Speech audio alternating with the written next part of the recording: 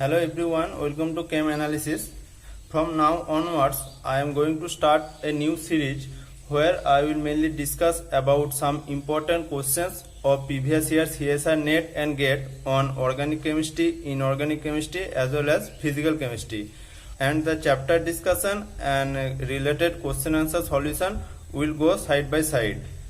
This series will be helpful for students who are preparing for CSR NET and GATE. So watch it and share it to your friends. So let's start today's discussion.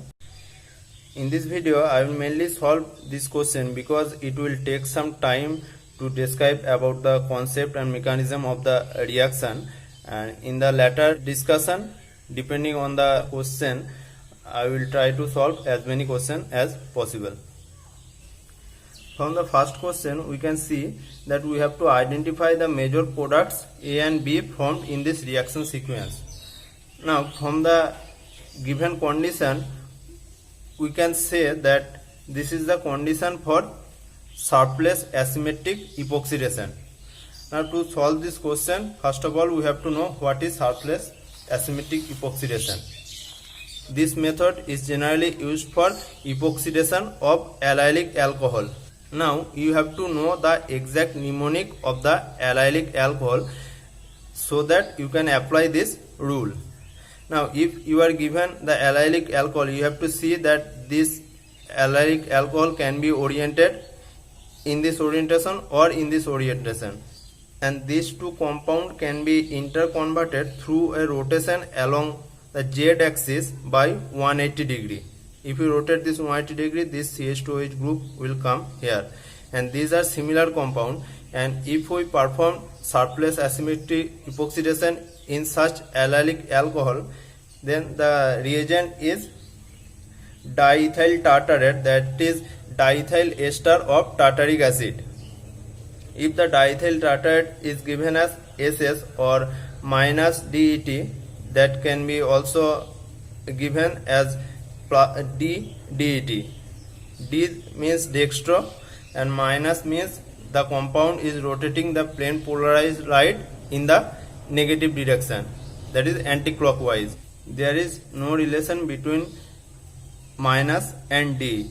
If the compound solution rotates the plane polarized light in anti-clockwise direction, then the isomer is denoted as minus, and the D term came from the comparison with the structure of D-glucose, that is this OH group is right side, so D, and if it is at left side, then it will be L.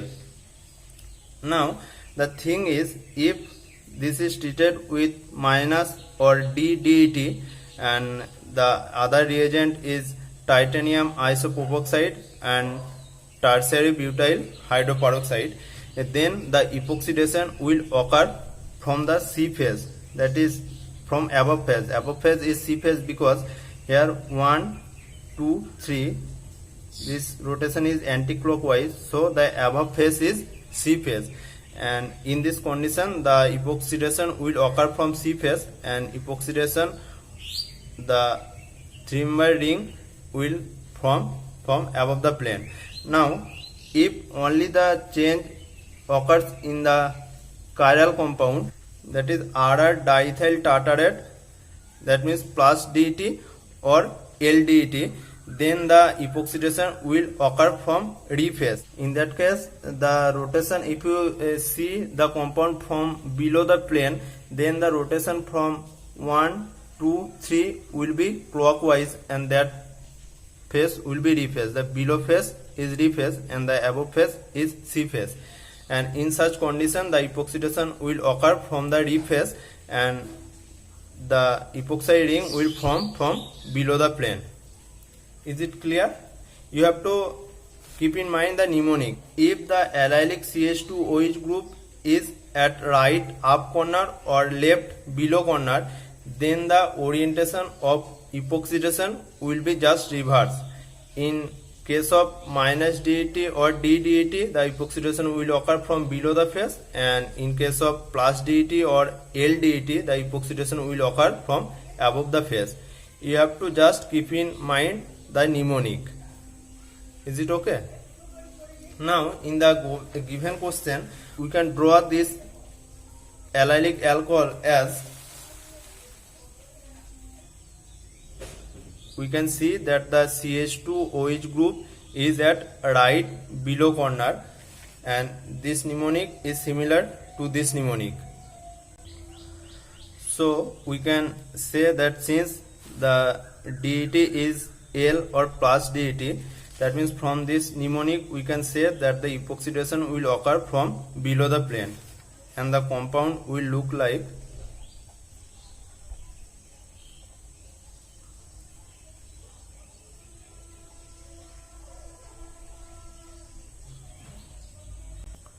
we can write this compound like this.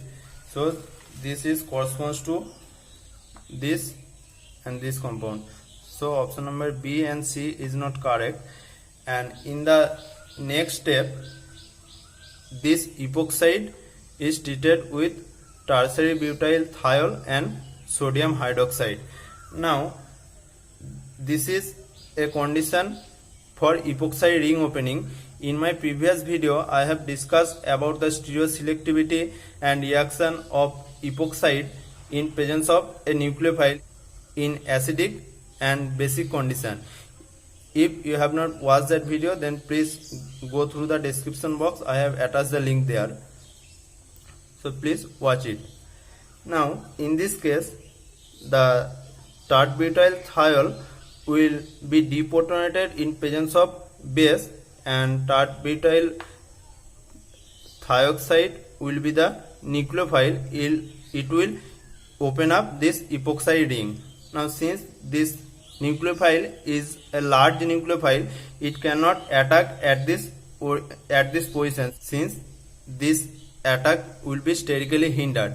So in this case what happens, the base will abstract one OH proton that will attack at this epoxide carbon oxygen bond and will open up this epoxide ring, and in the next step this nucleophile will attack and open up this epoxide ring. I am drawing the mechanism how this reaction will happen.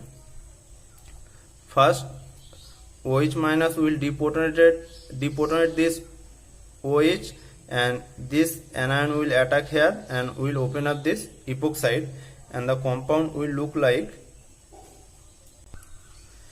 since the attack will be from anti-side of this epoxide, since this is below the plane, attack will occur from above the plane. So the orientation of this epoxide, this carbon oxygen, will be from above the plane. In the next step, this O minus will abstract a proton from either tert-butyl thiol or water and will get protonated.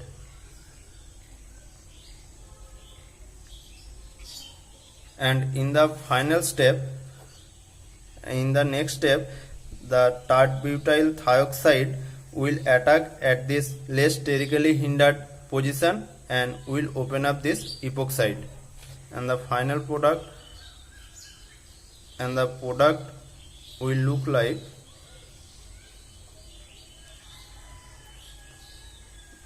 since the carbon oxygen bond is above the plane, the epoxide O minus will be above the plane, and in the last step this O minus will get protonated and will give the final product as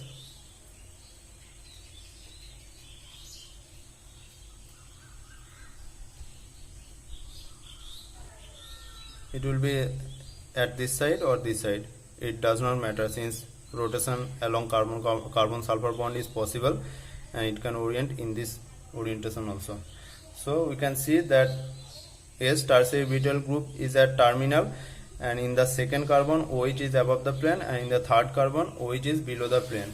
So from the given 1 A and C option, we can say that this is the correct product, since tertiary butyl cannot attack at this sterically hindered position and it will attack at the terminal position, and this is the second product, and option number C is the correct answer. Is it okay? So that's all for this discussion. If you like it, please share it and please subscribe to my channel. Thank you.